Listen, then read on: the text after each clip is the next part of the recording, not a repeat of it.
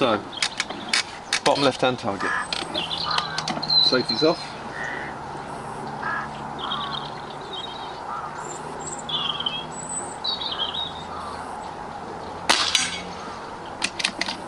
Bottom right hand target.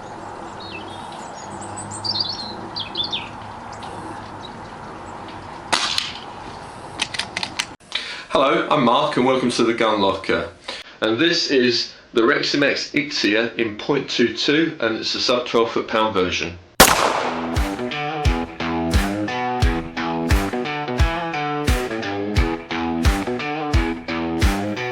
A huge thank you from the GunLocker goes out to Caliber Gun, Night Pearl, Element Optics, Manbilly, Scopemate and Vector Optics. Now, for whatever reason, Reximex likes to label the rifles coming into the UK differently to those going to the rest of the world. So everywhere else this is known as the Throne Gen 2. It is a PCP military style bullpup, PCP meaning pre-charged pneumatic, and it's available in three calibers, .177, .22 and .25. Now, by the way guys, you'll see me looking down because I have got my cheat sheets here.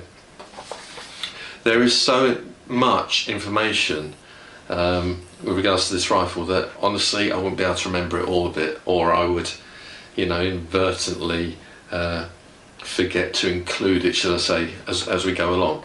So please bear with me, and apologies if you see me looking down, but I just want to present this in the best way that I can. So as I said, three calibers, .177, .22 and .25, and the interesting thing with this rifle is that you've got a barrel that can be swapped. So if you want to change your calibers, you can do, and I think that's new to Reximex. It's available in four colours, so you've got obviously black, you've got the FDE, which is, it's like a light sand colour, and then you've got the skull camo, which is black and grey, and then you've got the G1 camo, which is like an oak leaf pattern. With regards to its overall length, from butt to muzzle, it's 850mm or 33.5 inches long, and its barrel length is 580mm, so that's from there to there, 580mm or 22.8 inches. It's machine rifled and it's out still. Obviously it has a shroud, and this shroud does incorporate some sound moderation.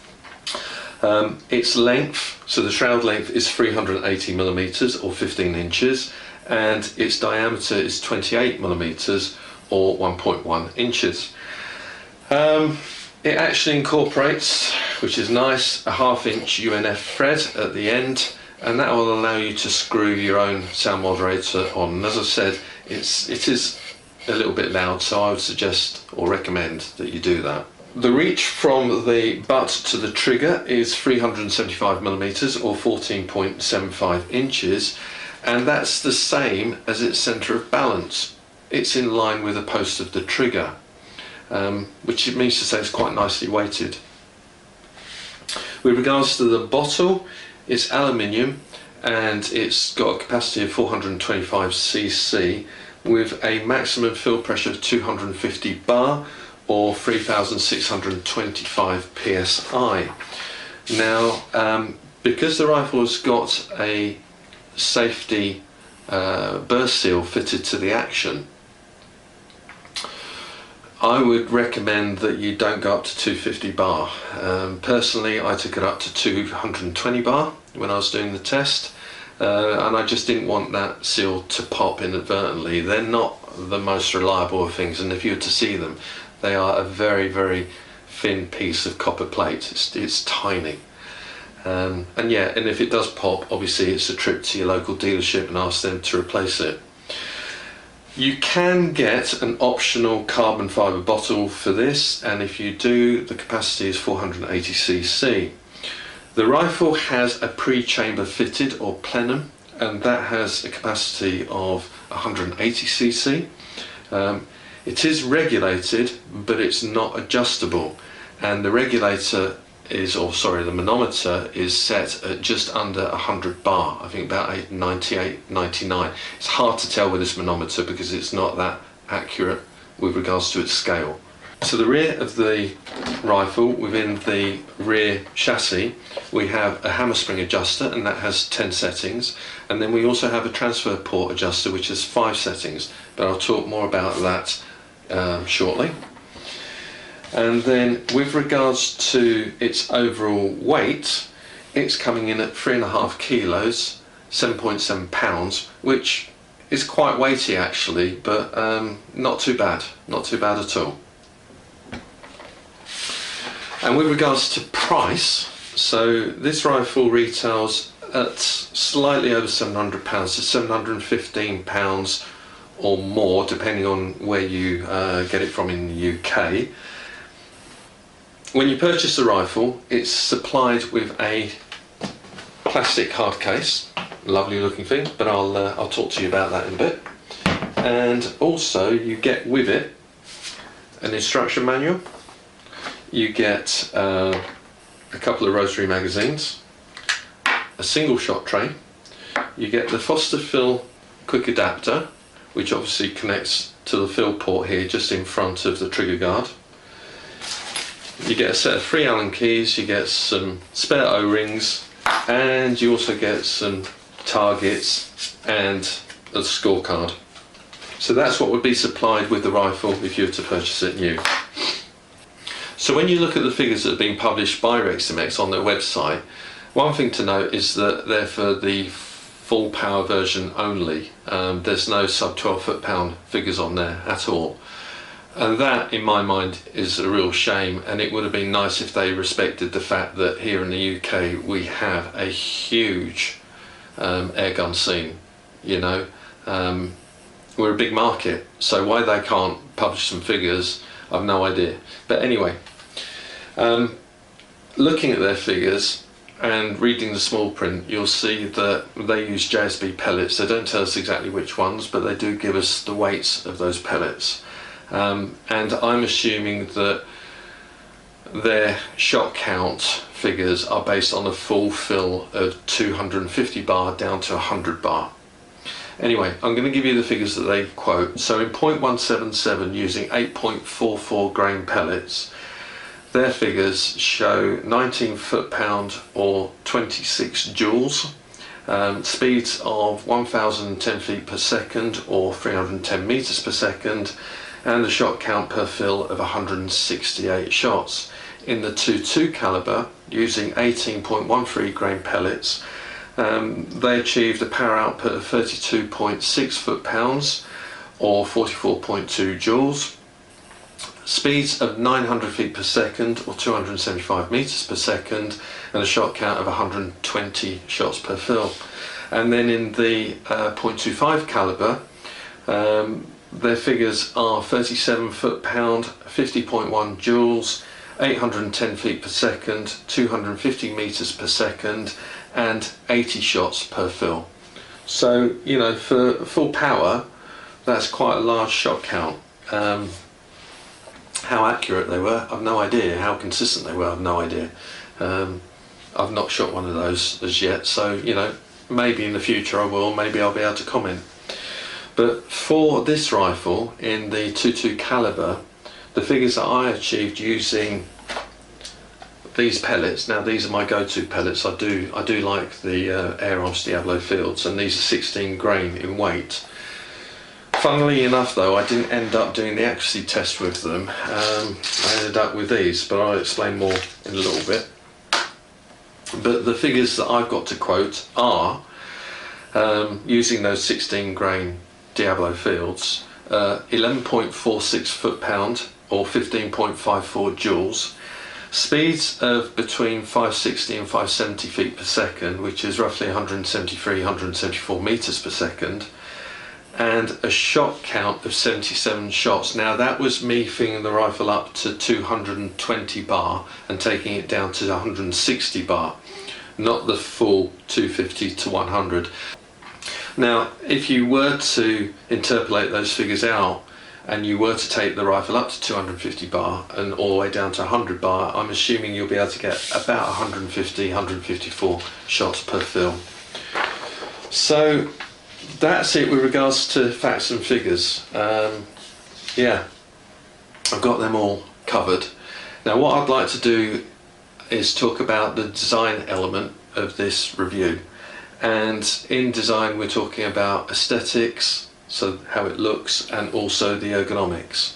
And if you've seen my other videos, you'll know that for me ergonomics means the way the product has been designed to suit the end user, or in our case the shooter, and how adaptable that product is for that shooter. So yeah, we'll start off with aesthetics. Now if you've seen my previous reviews, you'll know that I prefer traditional sporting rifles. I just like guns with some nice woodwork on them. And you know, we've got a military style rifle here. It's quite minimalist. So in all honesty, there's not a lot to fall out with. And yeah, I quite like it. But it also doesn't really excite me. There's nothing that kind of draws me to it, which is a shame. I imagine that the different colour options might help with that. You know, when you see the skull camo or the G1 camo, they are more attractive. I'm not so keen on the FDE. I like the fact that, you know, there are a lot of parallel lines going along with the rifle. You know, I'm the sort of guy that likes those nice even gaps around car doors, and if they're not even, for me it stinks of being, you know, poorly put together. So yeah, everything seems okay. It just looks okay, and that's the reason why I've given it 3.5 out of 5 stars. You know, it's a personal opinion, is aesthetics. You may feel completely different. You might look at it and go, wow, that's amazing. For me, not really. Now, ergonomics, well, that gives me quite a bit more to talk about. And what I've done here is I've split it into 3 parts. You've got the stock, or should I say lack of stock. You've got the metalwork, which includes the action, the chassis and the barrel. And then you've also got the fit. Let's talk about the stock first off, or lack of. So yeah, we've got no forend. What we do have is a very small Picatinny rail here. It's 70mm or 2.75 inches long. And although Reximex have actually put it there, in my mind it's near on useless. And the reason why I say that is because it's set too far back. When you shoulder the rifle, any movement in your shoulder is exaggerated at the muzzle because of this pivot point here. In my mind, you know, yeah, the lack of a forend actually pays a price with accuracy on this rifle. Now, what else can I say about the stock? So, for what we do have,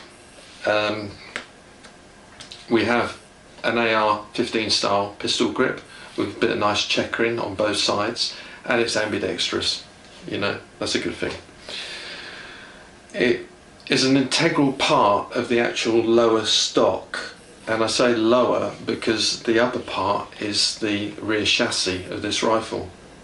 So the lower stock encases the upper chassis, and because it's a casement, there's not a lot really that you can do with it. It does have some adjustment on the butt pad, so you press this button in and you can move it down, that's locked in, or up, but it doesn't allow for any movement in or out. And with regards to the design of the actual stock itself, well, you know, apart from that, there's no bag rider. The cheek piece, which basically is just a shroud that covers the barrel, there's no adjustability in that whatsoever. And yes, it is ambidextrous, but when you shoulder the rifle, although that's comfortable, you can see this screw here, this knob, to allow you to release the barrel. Well, if you're a left-handed shot, that's going to rest against your cheek. I'm not saying it's uncomfortable, but you know it's there, and it can affect your eye alignment with scope. So yeah, there's really, with regards to ergonomics, not much more that I can say about this stock, except it would have been nice if, like FX, Reximex had allowed us to change this pistol grip, you know, for something that's more comfortable for the hand. Not a lot more that I can say about the stock. Now, with regards to the metalwork, there's quite a bit to talk about. So we're talking about actions, chassis and barrel. Let's talk about the chassis first. It's out of aluminium and it's robust. It's got this black matte luster finish, or you can have those other colour options as well, as I've talked about. On top of the chassis we have a 200mm 11 to 22mm Picatinny cum dovetail rail, and that should suit most scope mounts. I say most because it didn't suit mine. Mine's got a grip point at 23mm, so I had to actually swap it for a solid block version. Bit of a shame, but there you go. But yeah, that's nice in that it's being positioned in a sensible place, and when you put your scope on there, you've got a decent amount of eye relief. I like that. It's good design. Unlike the smaller Picatinny rail here, which, as I said to you earlier, was, you know, in my mind, useless. A bit brutal, but true. Now, with regards to the actual cocking mechanism, it's nicely located. Yeah, it's not at the back of the stock where a lot of bullpups are. So along the lines of, dare I say, FX again, it's nicely positioned. And the cocking lever itself is robust enough. It's you know, you can grab it quite easily. Plus it's ambidextrous in that you can swap it from the right to the left side simply by removing this faceplate here and the two grub screws that they're swapping it over, and it's good for both left and right shooters. With regards to the trigger, it's an adjustable trigger, two-stage, and it's also a blade on post, so that you can swing that blade from left to right and you can move it up and down. You've got adjustability there. I haven't adjusted it as I've shot it because I found it was okay. It was comfortable enough. Yeah, I've got to say I quite like that trigger. So on the side of the rifle we've got the manometers, the primary and the secondary, and sensibly they're on the side of the rifle, not at the business end of it, you know, the dangerous end where you get many PCPs that have got a cylinder and they've put the manometer on the end of that cylinder. And also the filler port, again, is a nice, easy position to fill. It's not at the end. So using a Foster quick release system, it's all right. You know, it's quite good. Although what I will say is that, you know, this could have had a male end that would screw into the whip as opposed to a female end, but more on that later. The rifle is regulated. And you know, we've got this plenum at the back, but where the system lets itself down is the fact that, you know, we can't make any adjustment to the pressure of that plenum, and that is a shame. So they give in one hand and take away in the other, if you know what I mean. You do have an adjustable hammer spring, and you do have an adjustable transfer port. So that's here, but I'm going to talk about that more in the construction part, or the build quality part of this review. So again, they're giving us some adjustability with this, and the fact that you can swap your barrels, again, you know, by releasing this, unscrewing the shroud, taking the barrel out, fantastic. It's nice that you can swap calibers. So Reximex have actually catered for the shooter that way, so that's good. Finally, the bottle. Again, the fact that Reximex have now given us the option of a carbon fibre bottle for this, which is slightly larger capacity as well, going from the 425 to the 480, means that they're thinking about the shooter, and they're interchangeable, so they should not lose any gas. As far as I know, I haven't actually tried it on this one, so I don't know whether that's the case with this rifle, but that's what they're saying on their website. So yeah, looking at this, the only other thing to mention really, again with regards to ergonomics, is the fact that they've included a shroud and it's slightly moderated for sound. Again, thinking about making the shooting experience a little bit more comfortable, I suppose. Although saying that, I would still put a silencer on this or a sound moderator on this. Yeah, because it does bark a little bit. Actually, I'll tell you what I'll do. I'll just give you a quick demonstration of that. Now this is empty, so it's safe to do so. I'm going to put it in fire mode, and hopefully the mic will pick this up. So it's quite a bark, and I'm hoping that I haven't blown my mic. Right, okay, so the last section of the ergonomics concerns fit. Now this is a completely personal opinion. You know, what am I? So I'm just short of 6 foot and I'm 14¼ stone. You know, I'm not a small guy, but I'm not particularly a big guy either, and my arms aren't, you know, that long. But when I shouldered this rifle, it does fit quite nicely. You know, so for me, and it's not too heavy, it's a comfortable weight.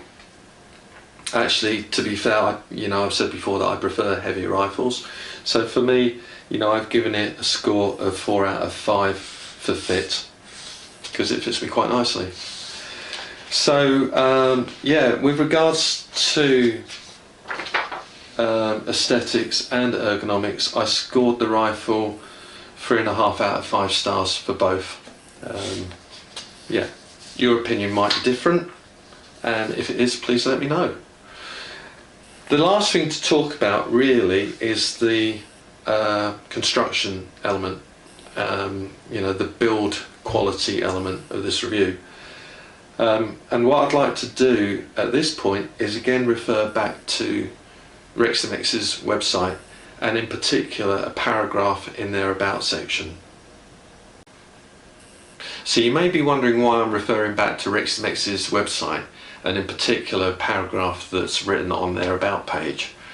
Well, I'm gonna read that paragraph out to you. So I quote: "Our founding purpose is to be able to produce world-class products using the latest R&D and manufacturing proficiency with the guidance of our management and production team. In such a short time period, Reximex achieved a customer portfolio over 60 countries with the vision of never compromising from manufacturing high-quality products and customer satisfaction." So that's quite a powerful statement. Now look, Reximex, it's a Turkish company. It was founded in a town called Konya here. I hope I pronounced that correctly. If I haven't, my apologies. And I'm assuming it's a town and not a city. My geography isn't that great. But it was founded in 2015. And what they're saying is that in this short space of time, they're actually selling their guns, their products, in over 60 countries. Now that's an incredible feat, and you know, I applaud them for that.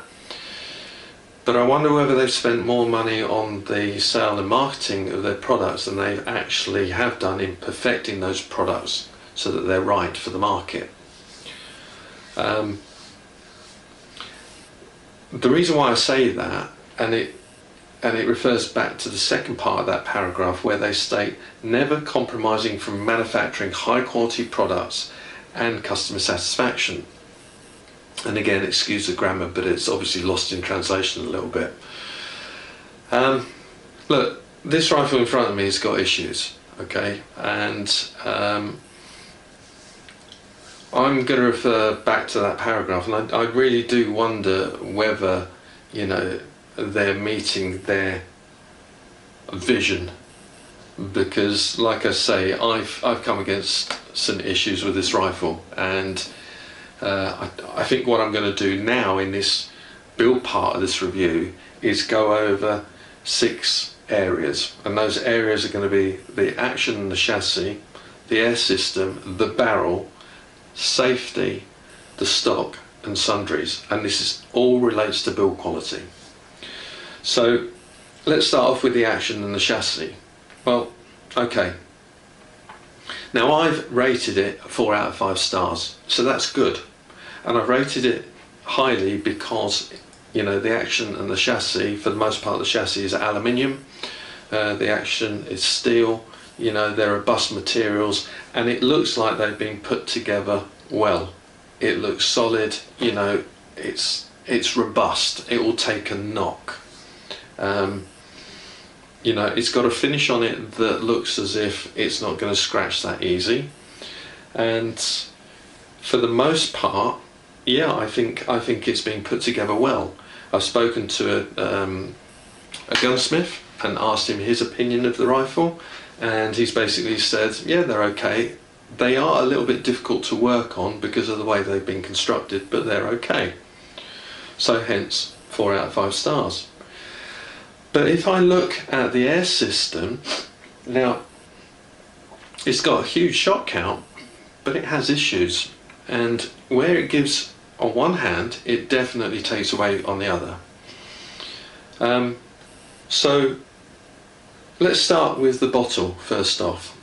Now the bottle itself, you know, they say that it's interchangeable. Fantastic if it is. I've not tried it, so I couldn't tell you.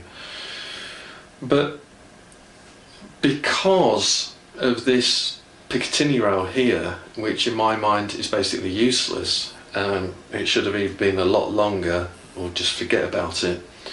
When I was doing my accuracy test, and you'll see this in part 2, as I said, I was resting the rifle on a bench rest, and it was the bottle that was sat on the bench rest.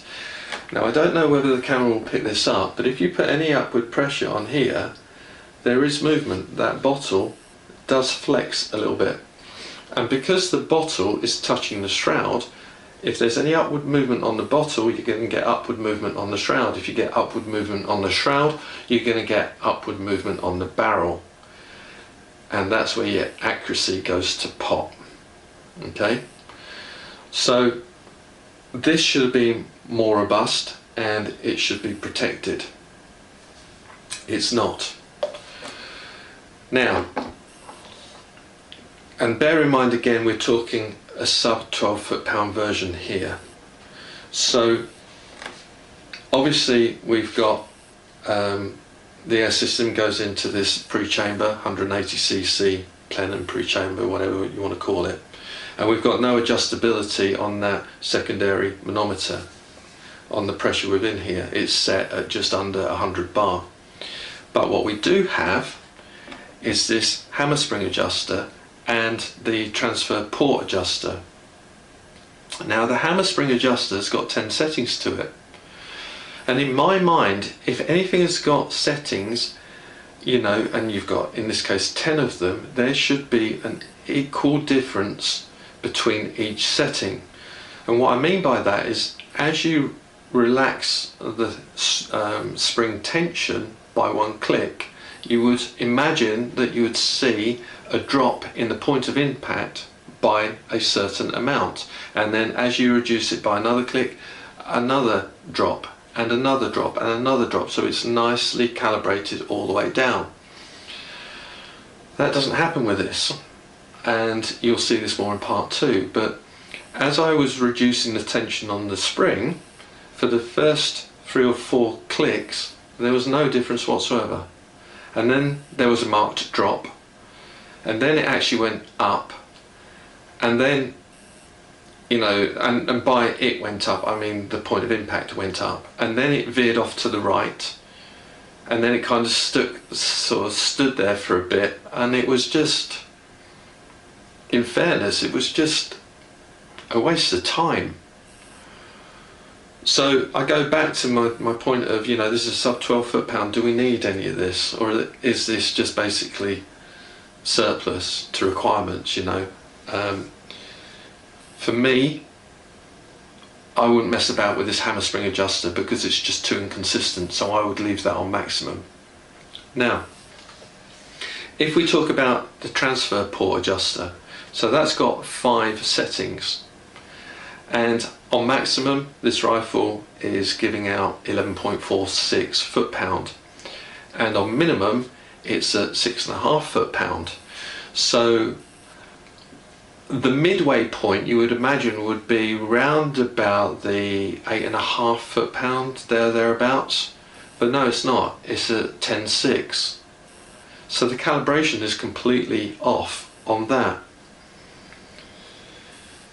And you know, you're kind of thinking to yourself, well,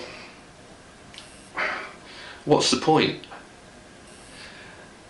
Is it just the case that, you know, the manufacturer Reximex has thought, actually, we're going to give these guys all of this lot because it looks good and because it will help sell the gun?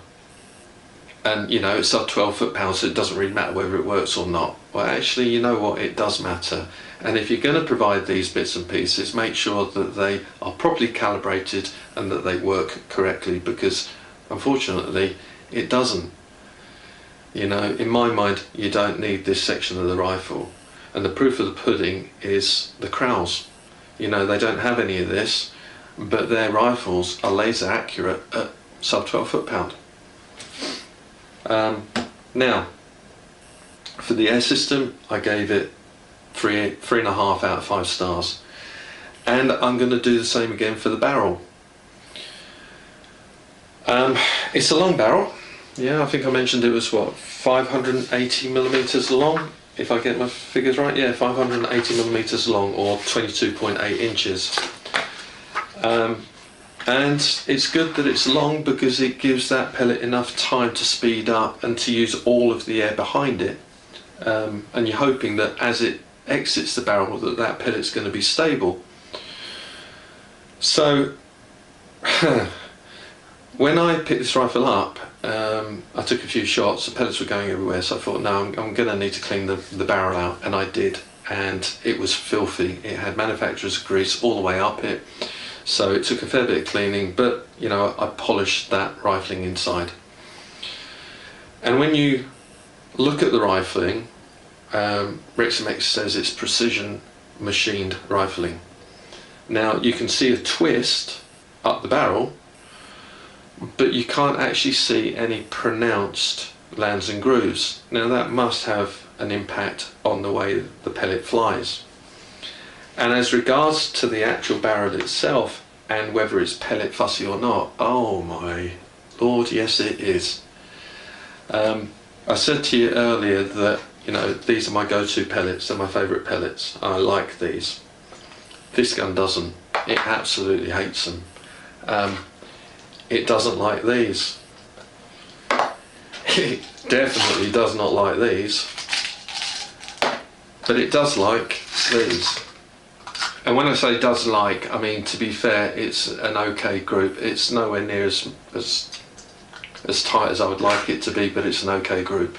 And these are the Bisley long range golds.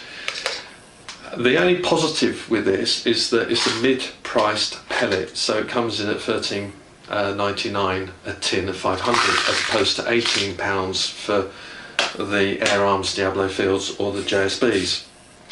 So I suppose there's some saving grace there. But no, it's extremely pellet fussy. And again, you know, I wonder if we'd taken a format similar to the Kraus, like the high caps, and we didn't have the barrel so long, but it was more of a traditional rifle style, that it would be more accurate. With regards to the safety, now the safety, you know that I like automatic safeties. I've said it before in my previous videos. I think that they should be fitted on all rifles. This doesn't have it, and in my mind it gets scored down because of that. But saying that, the safety that it does have, I think is okay. One of the things that I do like about it is that, you know, when you go to pick the rifle up by its centre of balance, which is in the centre of the gun, in line with the post of the trigger, as you pick it up, it automatically closes the safety if it was on live fire. So that's nice. And the fact that that safety is ambidextrous is good. It's robust enough to take some knocks, and it definitely will not allow that trigger to move backwards, because there is a raised ledge which the post pushes up against, so it's got no room to move. Yeah. So the safety I quite like, and for that reason, because it is quite robust, it's in a sensible position, it's thought out, it's a good design, I've given it 3.8 out of 5 stars. If only they could have made an automatic version, then, you know, that would be way up there. I think that's a very good design. Now, I've talked about the stock, obviously, in the previous section with regards to ergonomics, but with regards to build quality itself, look, Reximex says it's using a high quality synthetic material. We're talking plastic. And apart from a slight seam in the moulding process, you know, it's been put together well.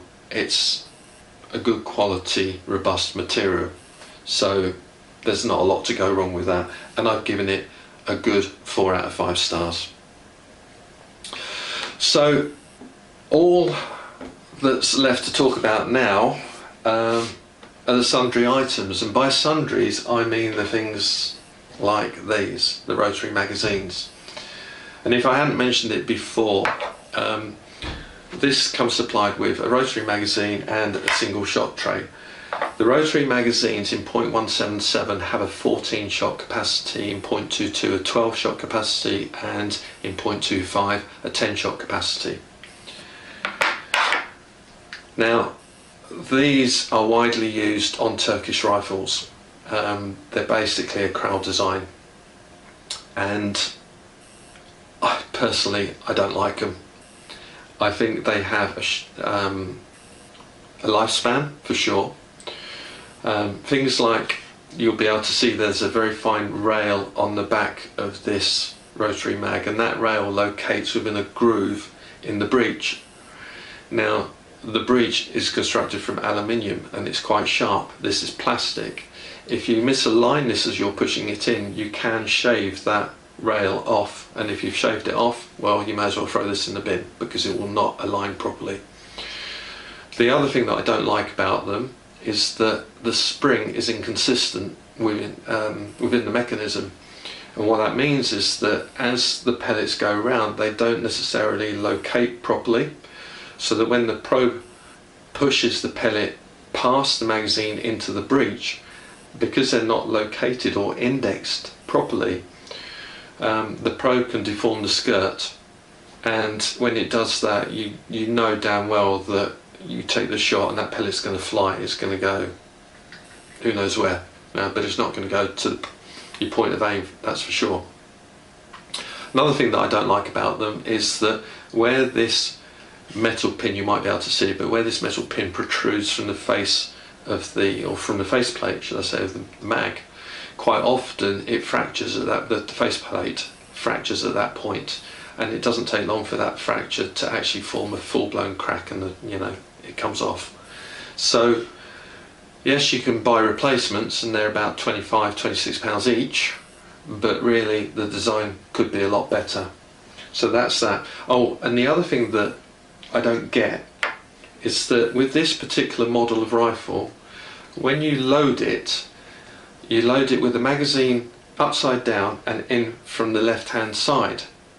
So that's for the rotary magazine.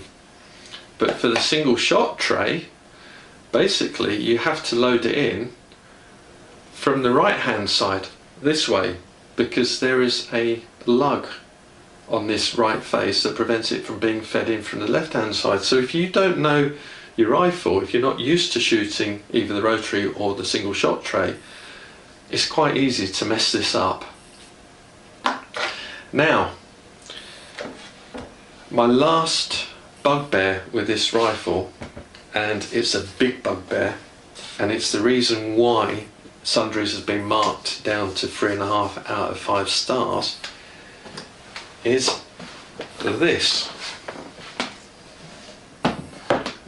beautiful piece of one-use plastic, single-use plastic. Yeah, I've said it right, single-use plastic. What can I say about this case? It's fantastic in its build quality, except there is a clip missing here, and that's just popped off. It's actually at the dealership, and it's easily replaceable, so I'm not going to quibble about that. The construction of the case is solid, you know, it's sound, it's lockable.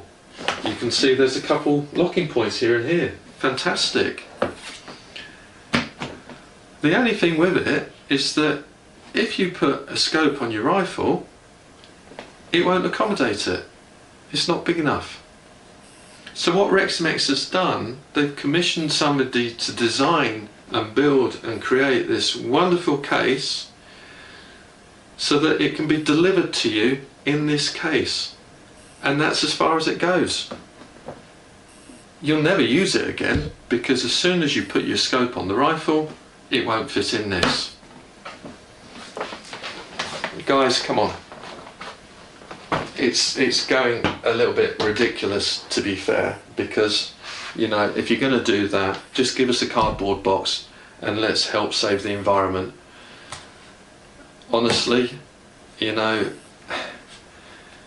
a simple thing like that is massive. And, you know, you've given us a box, which now what do we do with it? We're never going to use it again unless we sell the rifle without a scope. And what are we paying for? So I really do hope that Reximex takes that comment on board, and maybe doesn't give us something that looks good, but something that is actually practical and something that we can use going on into the future. So there we go. Yeah, 3.5 out of 5 stars.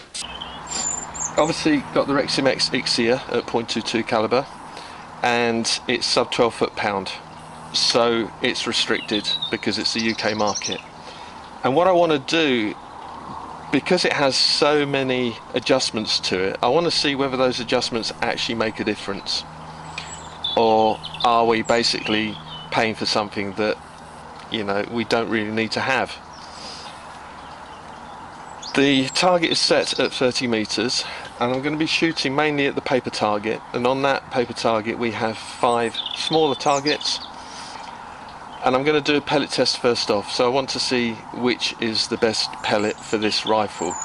I'm going to be shooting at the top left target first, then the top right, then the bottom right, then the bottom left. And I'm going to have 12 shots at each. And I'm going to start off with the RWS Superdomes. Cheap and cheerful pellet. And basically, to load the Ixia, rather than coming in from the right hand side, which is what you do with most PCPs, you come in from the left hand side, and the mag, which is similar to most Turkish made rifles now, that, you know, similar to the Crown magazine, it's a rotary mag, it's 12 shot, that feeds in from the left hand side. Now in the breech there's a groove, and you can see a raised slider on the back of the mag. That's to align with the groove. So we cock the rifle, we feed it in from the left hand side, close the breech, so close the probe, and we're going to go top left hand target, so 12 shots. And this is all about grouping. I'm not particularly bothered about it hitting the cross, I just want to see which gives me the best group, and then I'll use that pellet for the accuracy test. So safety off.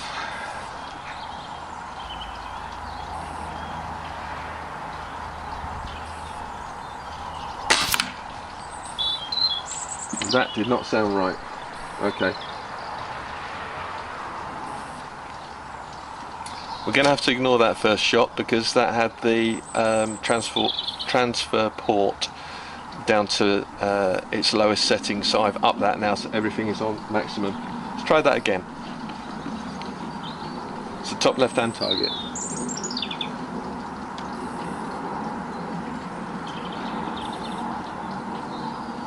And it would help if I cocked the rifle.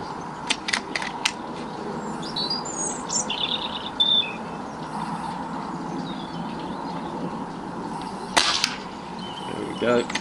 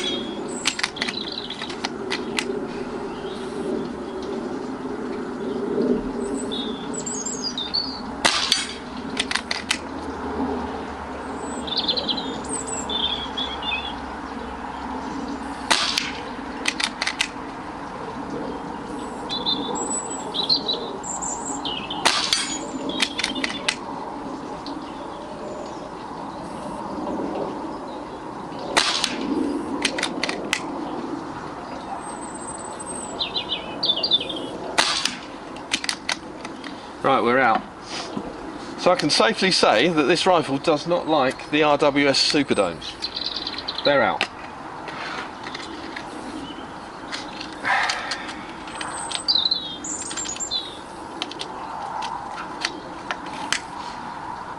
Next, Air Arms Diablo Fields. Top right hand target.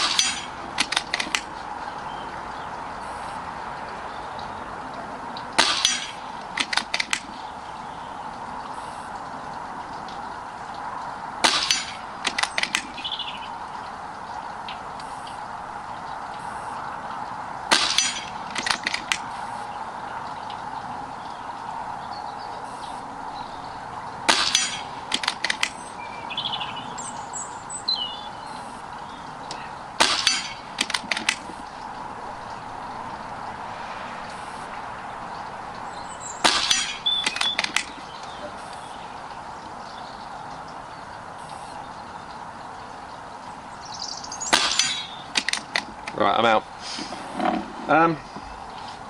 Okay, from there I can see that that was a much better group. Still not particularly happy with it. Right, next one we've got the Bisley Long Range Gold. Let's see how these perform.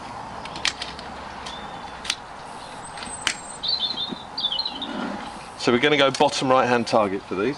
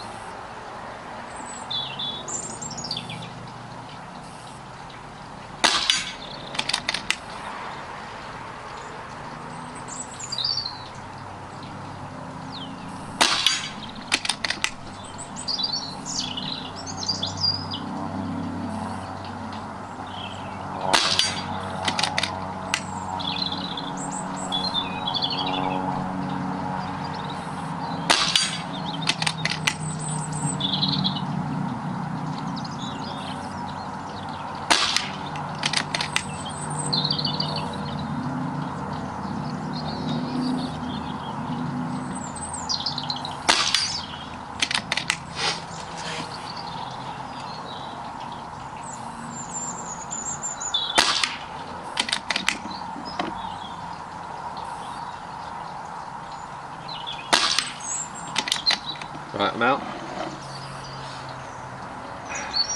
Reserve judgment on that one. And then finally we've got the Diablo match, sorry, Jumbo Diablos from JSB. We'll see how these perform.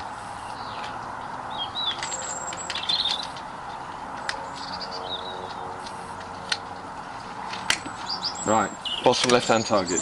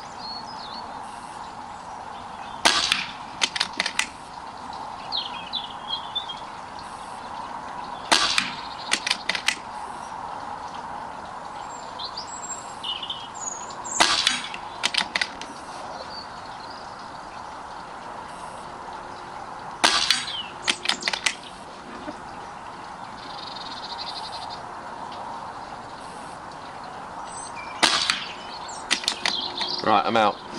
Okay.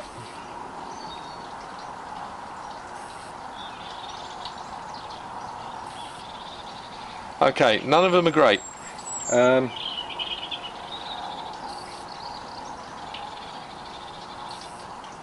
think what I'm going to do is I'm going to go for the Bisley. And before I do the accuracy test, I just want to make a slight adjustment on my zeroing, because I've noticed that it's running off a little bit. So I'm going to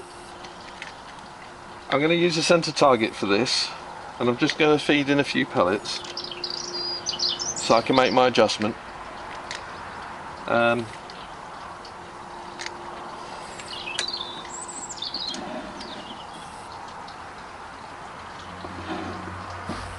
I'm going to go one click up and one click to the right.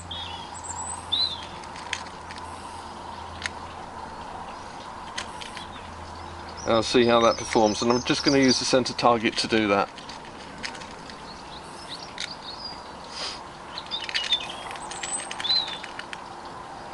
The only thing with these mags, they take a little bit of time to load. But obviously once you've got them, you have 12 shots to hand. Right, okay, so that's in. I'm going to cock that. I'm going to go one click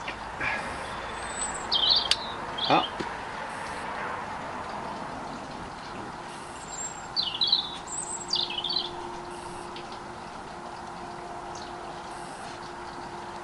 Lock that off, and I'm going to go one click to the right. That's two, and I'm going to lock that off. Right, so center target, just a few pellets in there just to make sure that I'm zeroed in.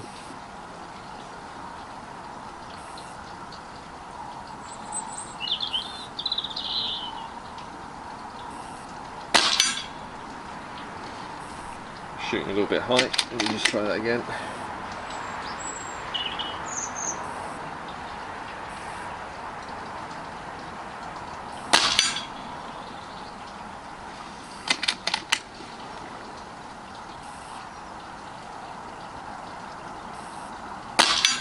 Yeah, I'm going to revert that setting. I can go down one click.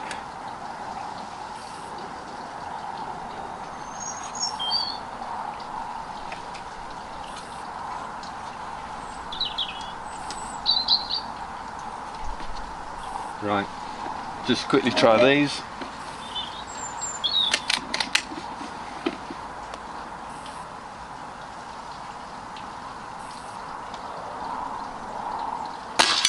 Yeah, okay.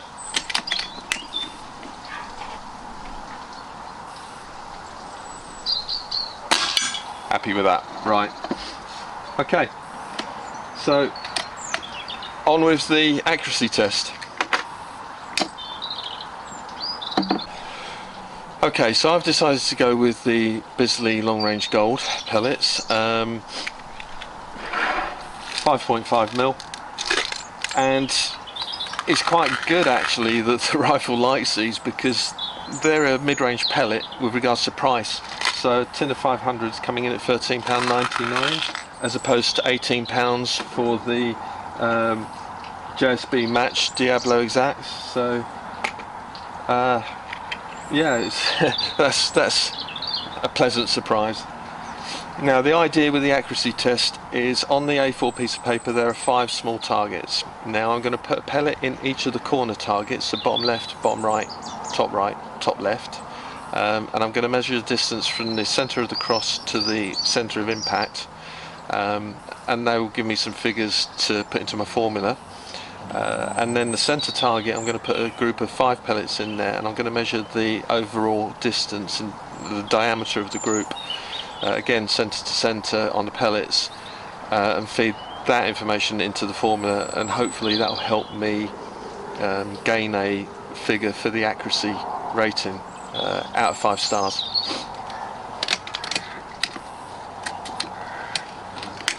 So, bottom left hand target. Safety's off.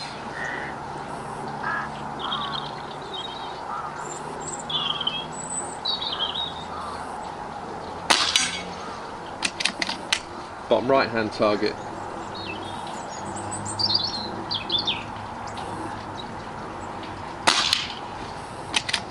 Top right hand target.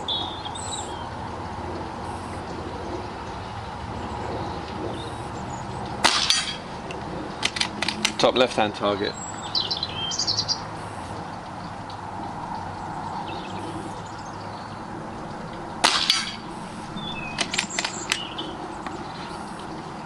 Right, now for the group in the centre target.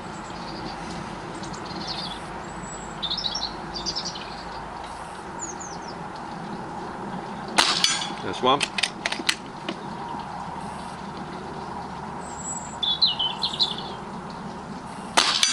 Two.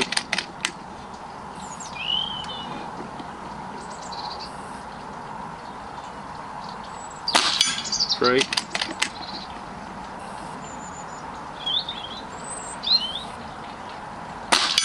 Four.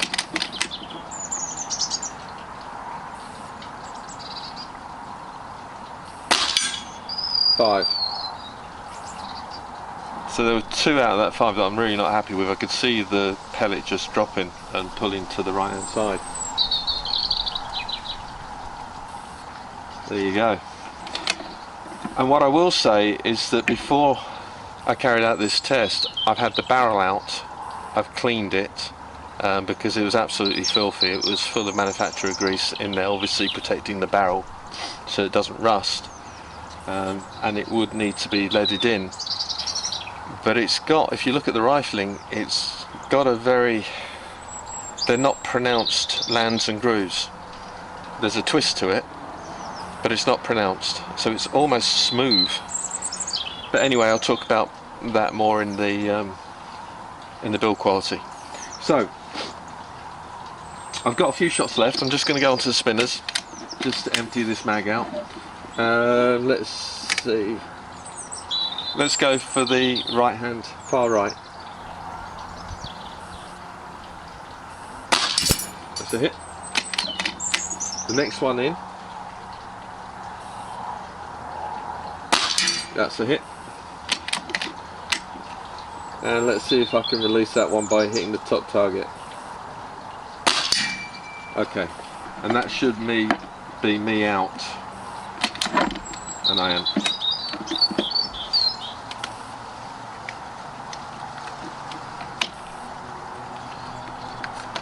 So there's one more test that I want to do, and that's to do with the hammer adjustment and the transfer port adjustment. I just want to see whether these actually make any difference.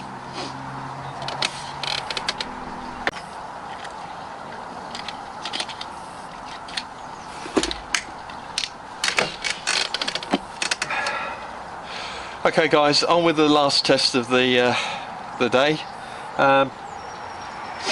Loaded up again using Busy long range golds. The idea is, I'm not sure if you can see that, there's a hammer spring adjuster here on the end and it's got 10 settings, so I'm going to take 10 shots. I'm going to aim at the center target and I'm going to see whether there's a drop in elevation as to whether that hammer spring actually does anything. And then after that, that'll leave me with 2 shots, and I'm going to mess about with the transfer port adjustment, which you can see here. There's a little adjustment knob on the left hand side of the butt.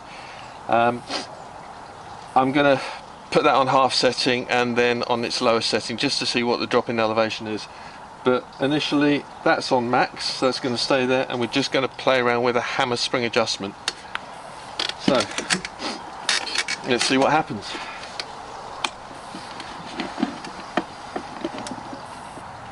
So this is aiming at the center target, and all I'm not so worried, I'm not bothered so much about the windage left and right. I am worried about elevation.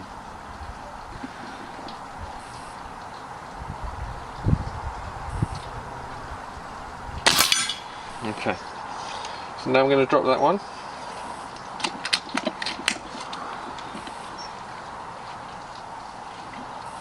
Same point of aim.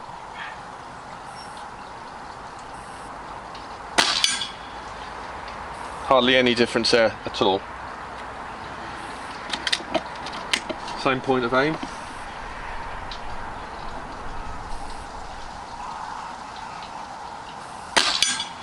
Again in the same spot. Going back down one.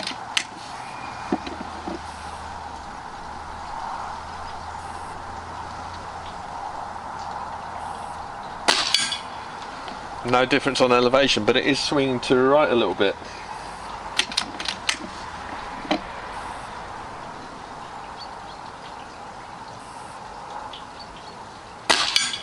Again in the same place.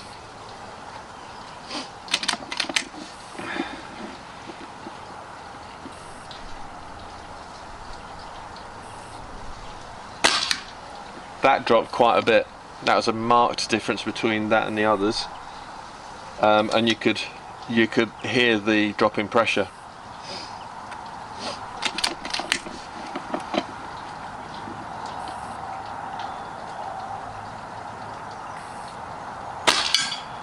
That's actually picked up again. Odd. Oh, went 2 then.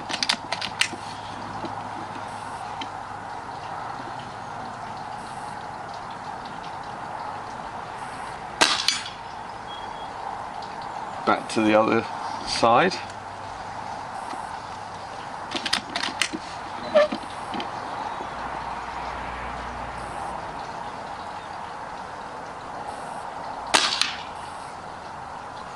Again, there's a drop there. And that's the last setting now. So we're on the weakest setting for the hammer spring.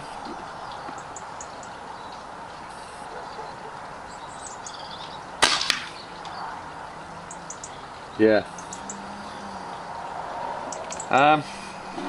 Okay. So that's a hammer spring test done. I don't see any benefit in that at all, to be honest. I'm going to crank that back up, and now I'm going to go half on the transfer port adjustment. And this is the amount of air that actually is allowed to go up the barrel.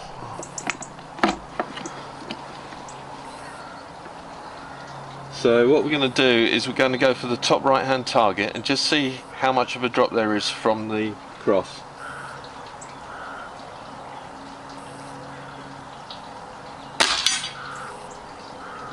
Okay, so that's about 26-27 mil down, so 1 1/8 thereabouts. And now we're on minimum. So last shot, and this is going to be top left hand target.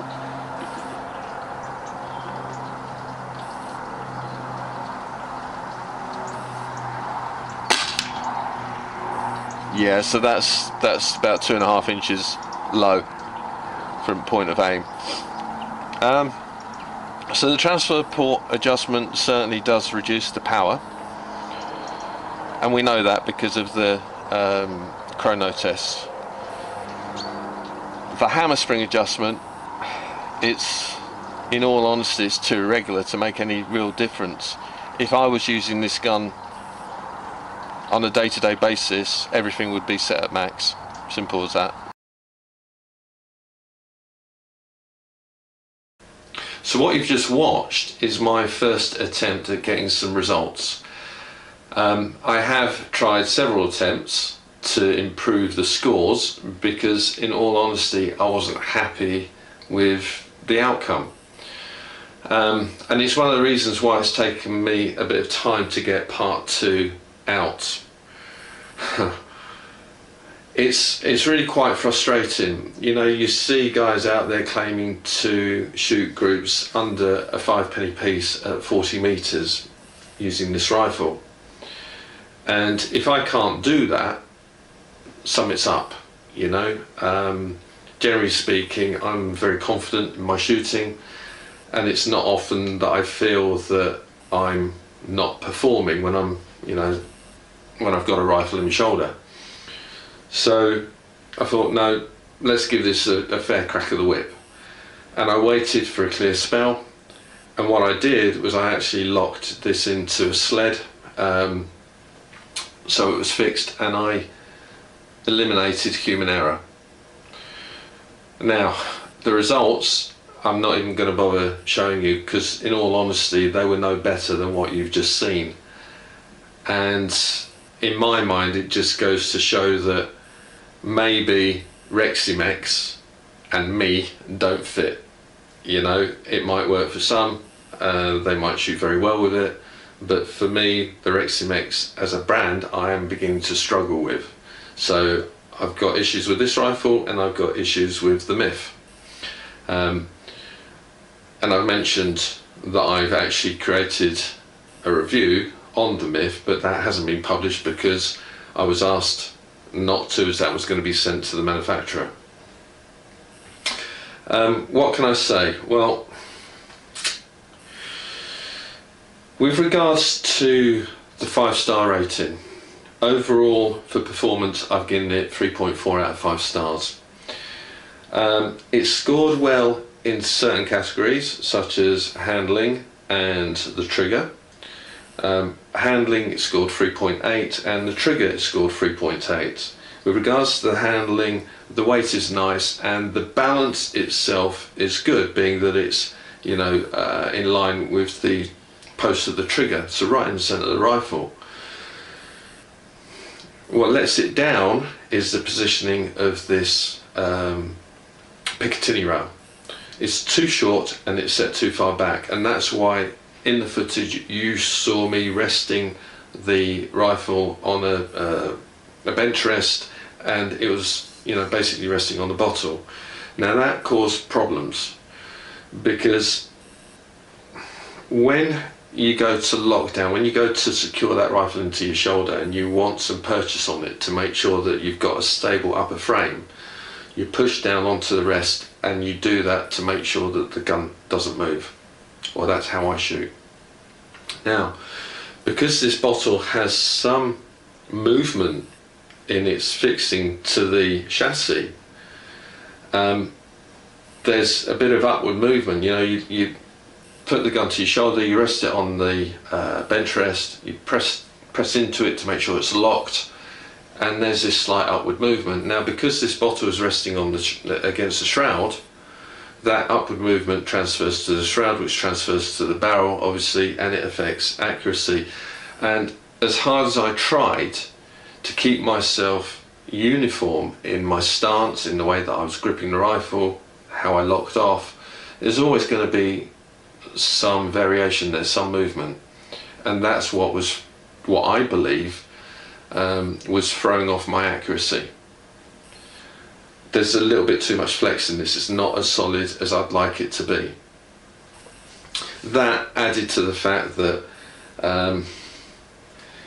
you know, when you're talking about the things of the barrels and the lands and the grooves, the way it's actually been rifled, that again affects accuracy. But no, going back to handling, I scored it 3.8 out of 5 stars. Not a bad score. It's okay. The weight I like, without the bipod, if you were shooting offhand, yeah, it's a nice comfortable rifle to carry around. This needs to change. This needs to either be longer or forget about it. There's no point. But if there's no point to having, if they're not going to fit a Picatinny rail down here, then the bottle itself, the way it's been fixed to the chassis, has to be much more rigid. Okay, with regards to loading, so I scored the rifle 3.3 out of 5 stars for loading. One, because you know me, I've said this before, I don't like the rotary magazines. I don't believe they index the pellets properly. I mean, consistently properly.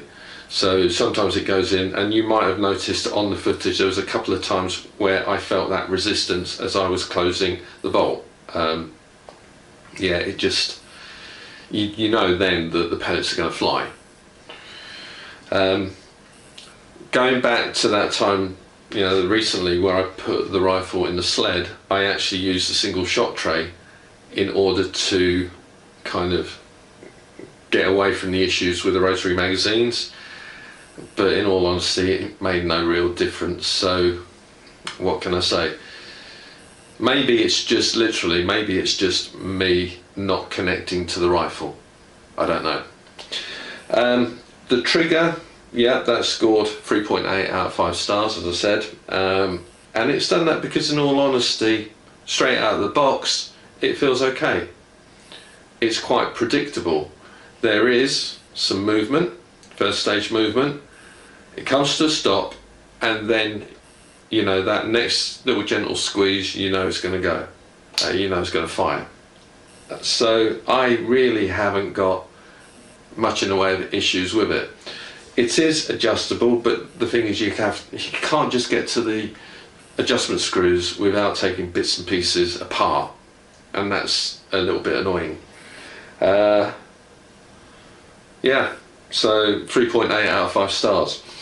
Now accuracy, this is where it's laying itself down. So score of 3.3 out of 5. It's okay. It's just a shame it could be a lot better. I think, in all honesty, if Reximex spent more time on the barrel, making sure that that was accurate, on securing the bottle so there was no slight upward movement, they may not have to worry about all of this lot at the back, which, in my opinion, sub 12 foot-pound really is surplus to requirements. Spend the money up here, not down here. And yeah, one of the reasons, I mean, look, for the single shot results, it was 4 out of 5. The group result was 3.5 out of 5. What let it down was the fact that it is pellet fussy. That you've seen it. Ended up using the Bisley long range golds in this test, but funnily enough, when I took the rifle out the other day and there was a considerable drop in temperature, it actually preferred the JSBs. So temperature has a bearing as well, or I assume it has a bearing. You never quite know. Now, with regards to power adjustment, so the test that I did for the hammer spring and also for the transfer port adjustment, again, I probably should have shown you this last bit of footage, but I didn't want the video to extend way past the hour again. I want to try and keep this quite concise. But what can I say? The hammer spring adjustment is completely irregular. It just, there's no even kind of reduction in force on that spring, so you don't get an even drop on the pellet when you're taking it. In fact, the first 3 or 4 adjustments that I made no difference. Then it dropped quite a bit. Then at some point it jumped back up again. It was just erratic, absolutely erratic, and in my mind a complete and utter waste of time. The transfer port adjustment, well, you know, it's got 5 settings marked on the side of the rifle. The first 2 are basically the same. The middle one, which you'd expect to be somewhere in the region of 8.8 foot-pound of energy, actually is at 10.6 foot-pound of energy, so it's not halfway down the scale at all, and minimum is at I think 6.5 foot-pounds, thereabouts. So really the first 2 markings are the same. The third, yeah, there's a drop of about 1 inch and a quarter off the top of my head, something like that, 1 inch and 1/8, and then it's more than 2.5 inch drop when you go to the minimum power. Would I mess around with these if I'm out shooting? No, I wouldn't. And like I've already said on the footage, I would keep it set at max.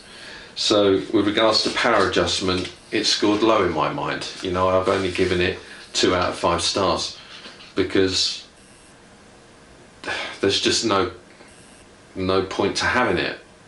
I've seen rifles without all of this lot, I've reviewed them, and they've performed much better. You know, the high cap is a classic example of that. And let's see, so with regards to shot count, now, you know, I had a test range of 220 bar down to 160 bar, and I got 77 shots out of that. So that's actually pretty good, and because of that, you know, I've given it a score of 4 out of 5. There's a lot of air in here, you know, and the pre-chamber helps. You know, not necessarily the fact that it's regulated, just the fact that you've got more air. So yeah, 4 out of 5 for that. And then with regards to noise levels, well, actually the rifle does bark a little bit, so I would recommend putting a moderator on the end. It has got a 1/2 inch UNF there, so it will accommodate most. At the muzzle, when I checked the decibel rating, it was giving us 88 decibels at the muzzle, and 2 meters away from the muzzle I recorded 81 decibels. So it was scored between 3 and 3.5 out of 5 stars for loudness. Now, considering that the shroud has some moderation incorporated within it, this is actually kicking out more noise than the HW77K, which isn't moderated at all. Interesting. Finally, value for money. Well, when I look at my figures and I think about value for money, I think about what I'm, you know, why am I buying the rifle? What's it going to achieve? You know, and is it going to perform for me? So obviously cost is a big factor, and when you look at setting yourself up with a rifle first time, you know, you have to, if it's PCP, you've got to consider the air supply. So whether that's going to be a diver's bottle, whether that's going to be a compressor or a pump, you're going to spend money, because without it you can't fill your rifle up. And then you're looking at, you know, other accessories like a bipod, in this case a scope, because it hasn't got open sights. So all in all, although this rifle as a bare rifle without the scope, without the bipod, retails at around about £715, you need to think about putting maybe another £400 or more on top of that to be able to set yourself up and go out and shoot, if you haven't already got those bits and pieces. So yeah, put that into the calculator, and then take into account its accuracy scores and how it's performed. You know, my formula is kicking out a figure of 3.4 out of 5 stars, and I think that's fair. It really is.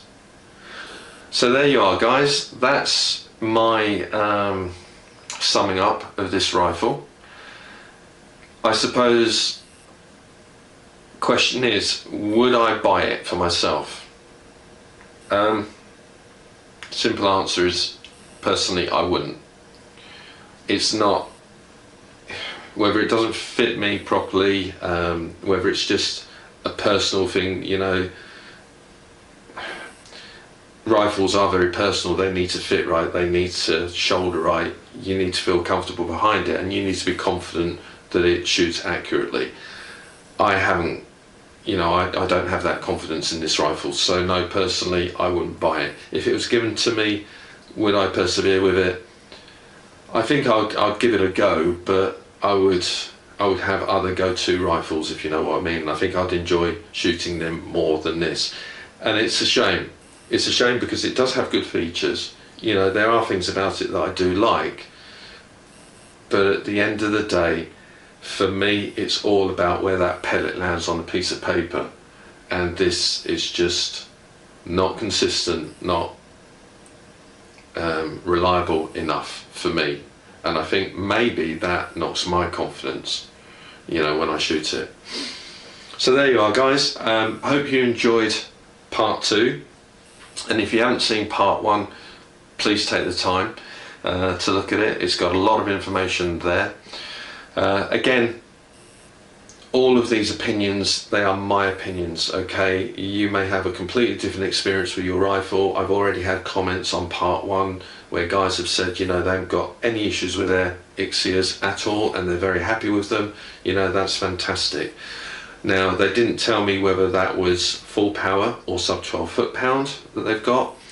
I would hope if it was full power, then maybe these adjustments to the rear of the rifle play more of a part. You know, they're more reliable, and you can tell the difference when you're shooting out at distances of 100 meters plus. I don't know, I've not shot a full power version of this. And as always, guys, you know, if you haven't done so already, please subscribe to the channel. It's always helps to get those figures up.